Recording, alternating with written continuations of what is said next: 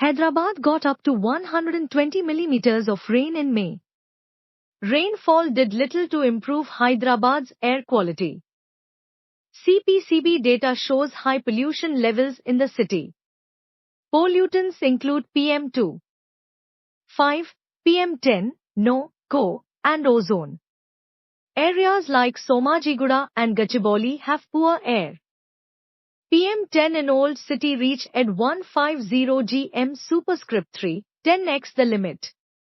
PM10 even peaked above 200 micrograms per cubic meter last November. CO levels in Somajiguda hit 94 micrograms per cubic meter recently. CO is over 20 times the safe limit in Somajiguda. NO levels average about 30 micrograms per cubic meter, thrice the safe limit. Concrete and asphalt increase heat and reduce wind flow. Heat and low wind cause pollution to stagnate in Hyderabad.